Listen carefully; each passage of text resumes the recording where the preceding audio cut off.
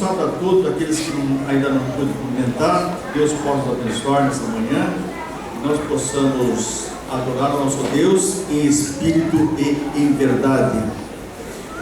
Nós temos aqui na igreja a assistência social através da ADRA, e nós queremos que o público e Manícia, em nome da igreja, agradecer a senhora e as suas colaboradoras, os seus colaboradores também, pelo trabalho que tem sido feito aqui de assistência social. Em nome da igreja, muito obrigado por tudo aquilo que vocês têm feito. A igreja reconhece isso, o trabalho, a dedicação, as mãos dessas irmãs que têm feito esse trabalho que é tão importante, às vezes difícil, mas Deus espera que nós façamos isso.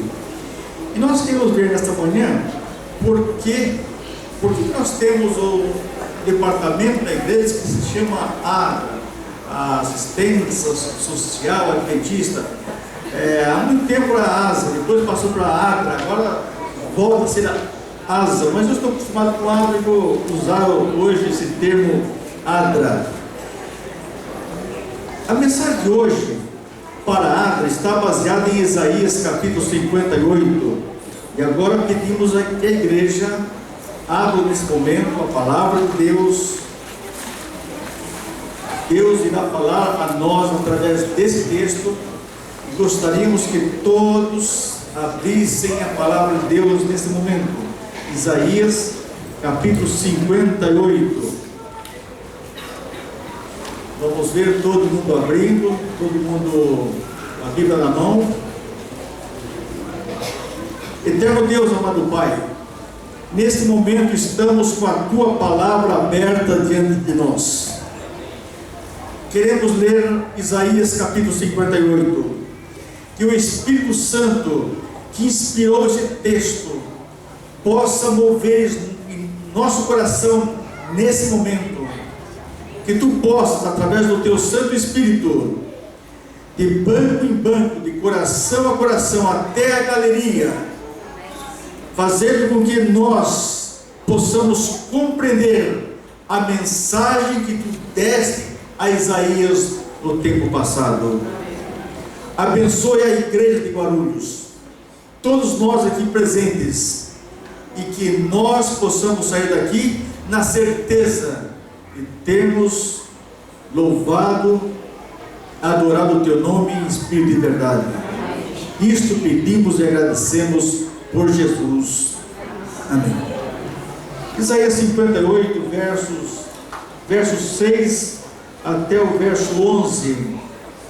Porventura não é este o jejum que escolhi, que solte as ligaduras da impiedade, que desfaças as ataduras do jugo, e que deixes livres os quebrantados, e despedace todo o jugo? Porventura não é também que reparta o teu pão com o faminto, e recolhas em casa os pobres descerrados, e vendo o nu, o cubra e não te esconda da tua carne?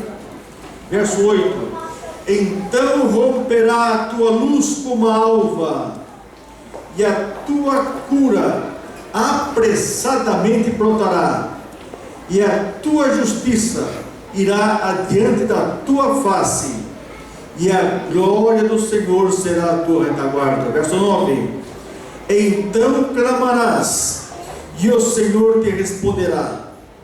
Gritarás, e Ele dirá: eis-me aqui. Se tirares do meio de ti o jugo, e o estender do dedo, e o falar vaidade, se abrires a tua alma ao faminto, e fartares a alma aflita, então a tua luz nascerá nas trevas, e a tua escuridão será como o meio-dia. Verso 11: e o Senhor te guiará continuamente, e fartará a tua alma em lugares secos, e fortificará os teus ossos, e serás como um jardim regado, e como um manancial, cujas águas nunca faltam. Vejam que mensagem que Deus está dando através do profeta Isaías. O texto diz que o verdadeiro jejum não é ficar sem alimento. O verdadeiro jejum é repartir o nosso alimento. Este é o verdadeiro jejum. Quando você reparte o que tem, comida, roupa, dinheiro, etc., você será a luz de Deus a brilhar para a salvação de outros. Notem, você se torna uma luz de Deus para outras pessoas, quando você coloca em atividade essas recomendações. O verso 11 é muito importante. Note o que diz o verso 11: o Senhor te guiará continuamente. É uma promessa maravilhosa, dando a certeza que Deus estará guiando os nossos passos todos os dias. Isso não é maravilhoso? É lógico que é. E diz mais: Deus irá fartar a tua alma em lugares secos. O que quer dizer isso? Ou seja, em tempo de escassez, em tempos de necessidade, Deus vai providenciar o pão de cada dia para você. Não é maravilhoso? Notem: e fortificará os teus ossos. Em outras palavras, Deus vai lhe dar saúde. Deus dá o alimento e Deus dá a saúde. O que mais? Nota o que o texto diz: e serás como um jardim regado. Ou seja, onde quer que você estiver, você estará levando vida, esperança para aqueles que estão ao seu redor.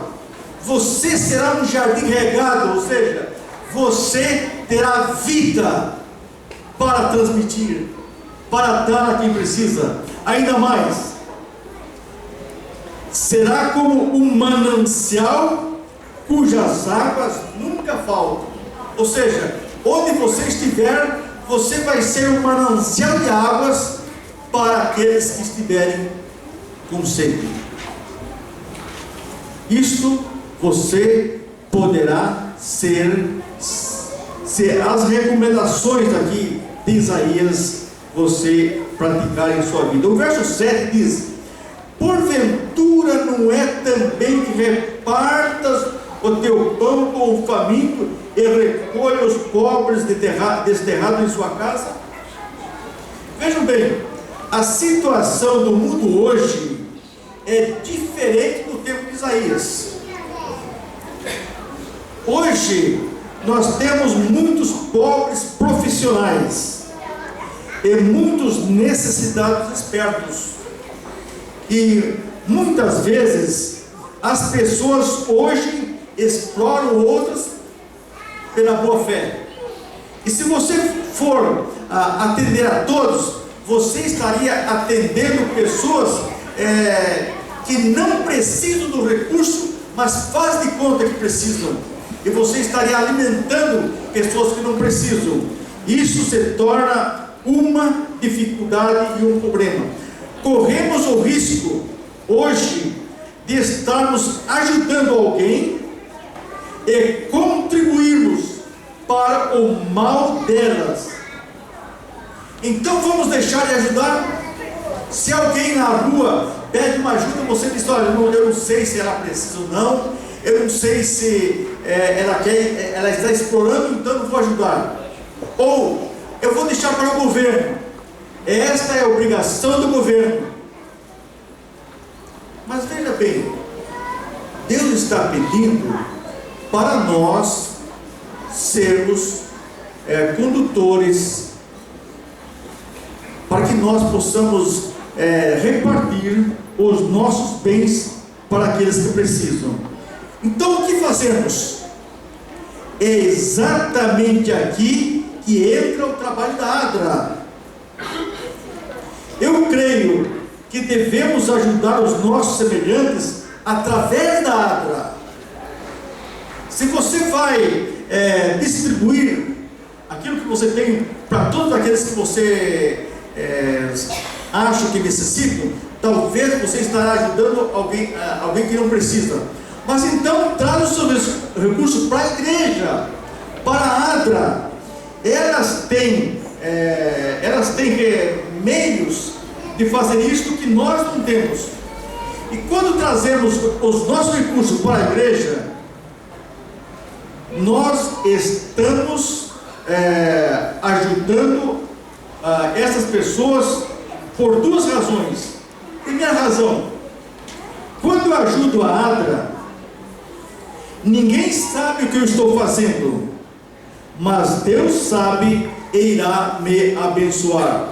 Segundo ponto, quando eu ajudo através da ADRA, a igreja será abençoada e reconhecida pela sua solidariedade. A igreja de Deus, quando estava no deserto, assim que saiu do Egito, Deus transmitiu orientações para a igreja como deveria agir em relação aos necessitados quando entrasse na terra prometida. Êxodo 23:11 diz que no 7º ano a terra deveria descansar e ficará livre para que os pobres pudessem colher da terra. Ou seja, no 7º ano ninguém plantava, ninguém colhia, mas o que a terra desse, que nascesse livremente, os pobres poderiam colher. E quando os lavradores iriam colher a sua lavoura, isso está em Levítico 19:10 e Levítico 23:22. Quando os lavradores iam colher a sua roça, deveria deixar as espigas que estavam caídas. Ou seja, iam colhendo o seu cereal, mas deixando para trás algumas espigas para que os pobres pudessem colher. Ou seja, nós vemos aqui Deus tomando providência para a igreja,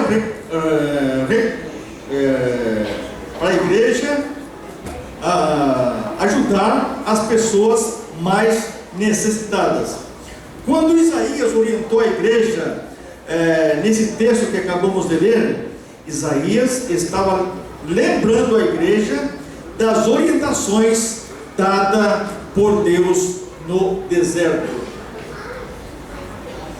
Há uma história na Bíblia que deve remodelar a nossa atitude beneficente para com aqueles que precisam.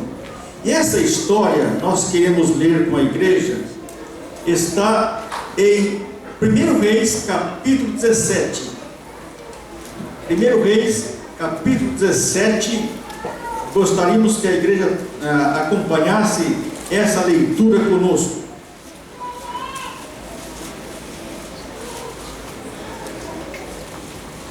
1 Reis 17, versículo 8 em diante. Então veio a palavra do Senhor, dizendo: levanta-te, vai a Sarepta, que é de Sidom, e habita ali. E eis que eu ordenei, ali há uma mulher viúva que te sustenta. Deus falando com Elias. Então ele se levantou e se foi a Sarepta. E chegando à porta da cidade, eis que estava ali uma mulher viúva, apanhando lenha. Ele a chamou e disse: traze-me, peço um pouco de água para que beba.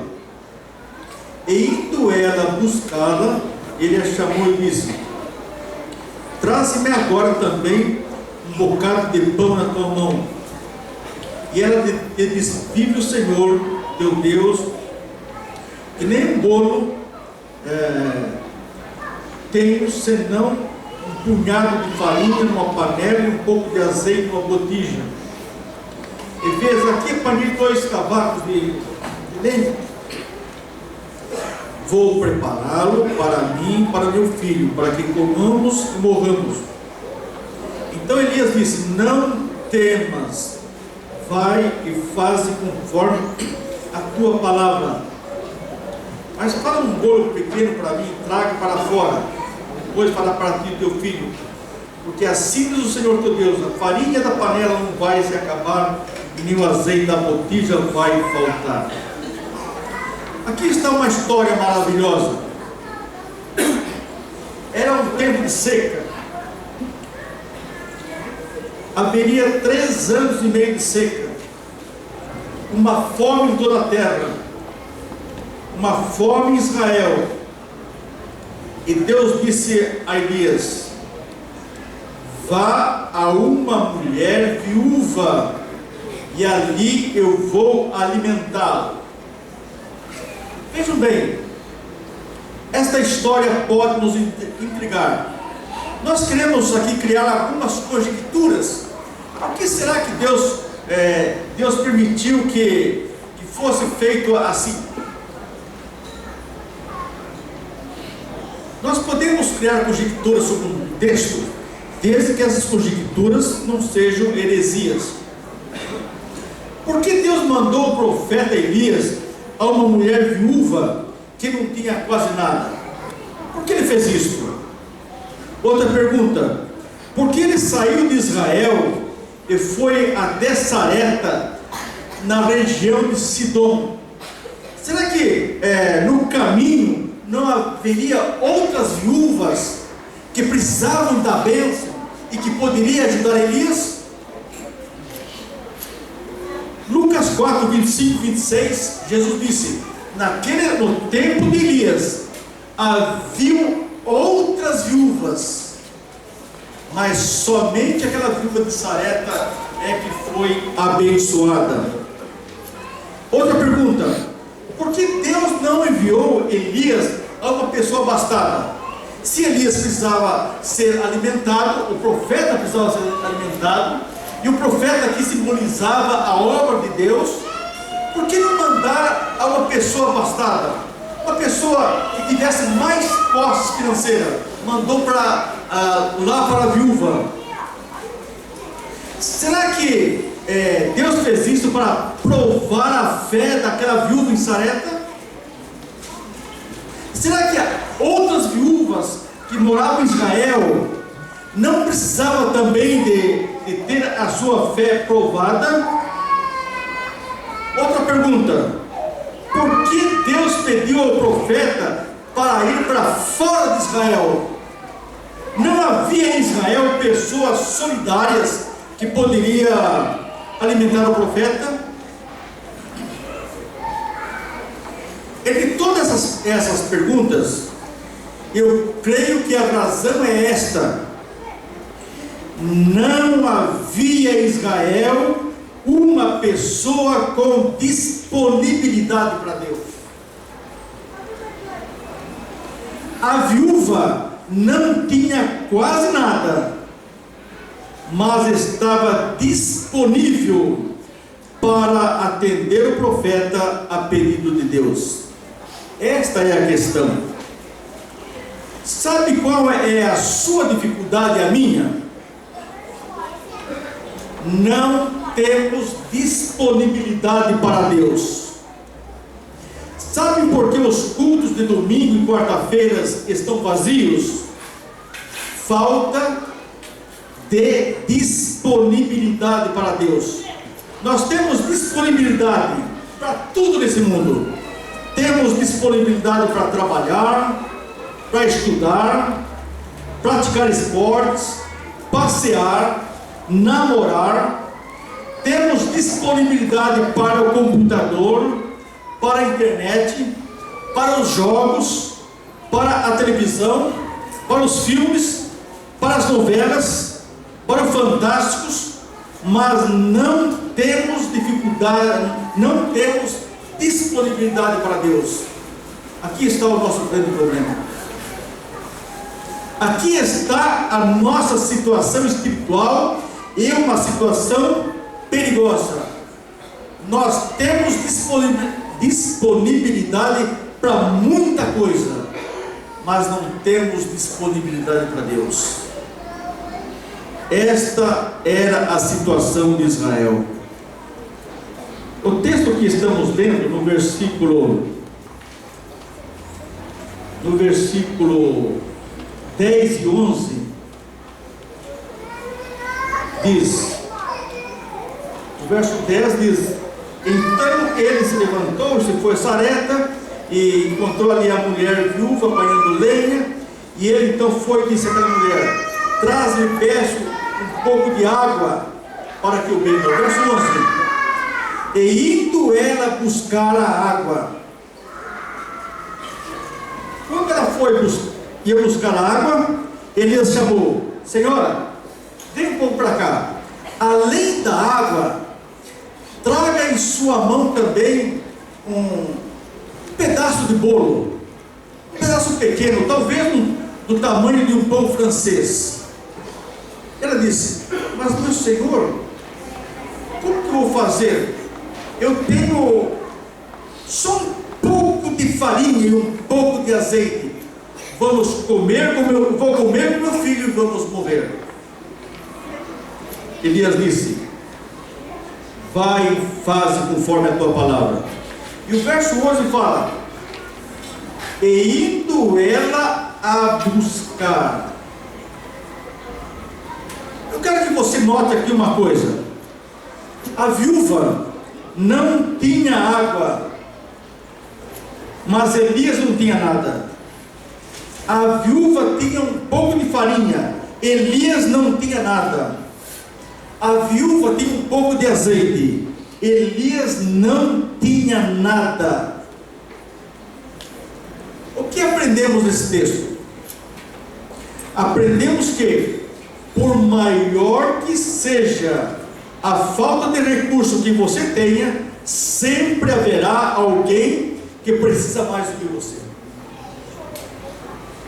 Você poderá dizer: olha, eu não tenho nada, eu sou paupérrimo, mas sempre haverá alguém precisando mais do que você.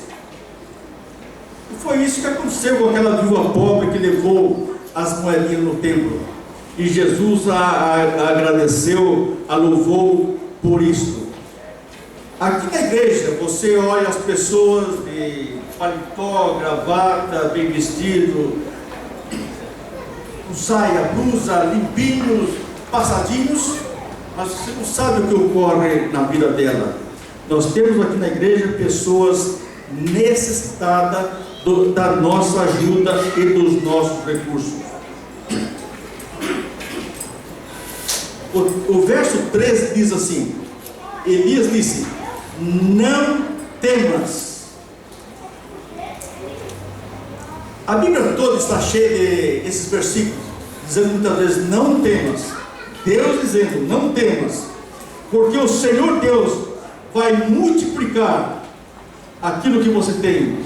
E a viúva demonstrou fé em Deus e disponibilidade para socorrer Elias. Se ela não tivesse demonstrado essa disponibilidade, essa fé, com certeza teria morrido ela e seu filho. Deus tem um plano beneficente para a igreja. Porém, hoje não somos lavradores, não somos agricultores como as pessoas eram no passado. Mas o princípio é o mesmo. Não deixamos espigas no campo para trás, como no passado, mas o dever de solidariedade é o mesmo. Ao fazermos as compras, isso que eu vou propor para vocês, eu vou desafiar você nessa manhã. Ao fazermos as compras mensais nos supermercados, deveríamos comprar algum alimento e trazer para a Adra, e fazermos disto um hábito na sua vida. Nós precisamos de hábitos, de costume. Nós precisamos de criar isso como rotina na vida. Você e eu vamos ao mercado, fazemos uma lista, nem sequer lembramos da Adra. Quando chega em casa, não, mas devia ter feito alguma coisa, eu estou julgando por mim. Quando vamos fazer a lista do supermercado, na cabeça da lista, deveria colocar lá para a Adra: vamos comprar isto, e você decide e trazer para a igreja. Deveríamos fazer isto como um hábito na nossa vida, e assim a igreja ficaria abastecida para atender as pessoas que precisam. Quando Jesus esteve aqui, e Jesus falando a respeito do julgamento final, lá em Mateus 25:42, ele diz: eu estava com fome e não me desse comida, eu estava com sede e não me desse água. Então as pessoas: mas Senhor, quando te vimos com fome, quando te vimos com sede? E Jesus disse: quando vocês alimentaram esses pequeninos que precisam de ajuda, vocês estariam fazendo a mim. Esse é o nosso dever, irmãos. É o nosso dever hoje. É o mesmo princípio que Isaías está colocando. Jesus está apresentando aqui o mesmo ensinamento apresentado em Levítico: socorrer os necessitados. Jesus não disse: deixe isto para o governo. Ele disse: eu tive fome e tive sede e vocês não me deram nada. Eu queria nessa manhã fazer 2 desafios para a minha querida igreja. 2 desafios. Primeiro desafio: vamos criar um hábito em nossa vida de comprarmos mensalmente algum alimento e trazermos para a Adra. Mas isso precisa criar hábito. Se não criar um hábito, nós iríamos fazer isso uma vez por ano e olha lá. Eu queria desafiar cada família, cada pessoa a criar esse hábito, e Deus com certeza irá abençoá-los. Segundo desafio: eu queria desafiar a você a criar na sua vida uma disponibilidade para Deus, que esta é a nossa grande dificuldade. Nós não temos dificuldade para as coisas espirituais. Vamos criar uma disponibilidade. E eu desafio a você. Eu tenho como experiência minha e experiência dos outros. Quando você pede: Senhor Deus, eu quero estar disponível para Ti 1 hora por semana, ou na quinta-feira à noite, ou na segunda, ou na terça, seja lá o dia que for, coloque na minha frente alguém que precisa de mim. Senhor Deus, coloque na minha frente alguém que esteja precisando de um estudo bíblico, e faça essa oração diariamente, e você verá o que vai acontecer. Faça isso. Eu desafio vocês a fazer isso, para você ver o que acontece. Arrume um momento de disponibilidade para Deus, porque esta é a maior dificuldade nos dias em que estamos vivendo. Façam isto e vocês verão o que vai acontecer. É um desafio. Eu não sei se todos vocês irão aceitar esse desafio, mas uma coisa eu sei: quando saírem dessa porta da igreja, deve lembrar que vocês estarão desafiados a criar um hábito de ajudar com alguma coisa, uma vez por mês, a Adra, para que elas possam ajudar outras pessoas, e criar também um tempo disponível para Deus em sua vida. Vocês estão desafiados para isso. Criar um hábito de solidariedade é ter disponibilidade para Deus, e assim nós estamos criando em nós um reavivamento e reforma, como a lição da escola sabatina faz. Eu queria nesse momento fazer uma oração intercessória em favor, vamos dizer assim, em favor de duas coisas. Eu queria orar intercessoriamente em favor daquelas pessoas que gostariam de criar um hábito na sua vida de trazer mensalmente alimentos para a Adra.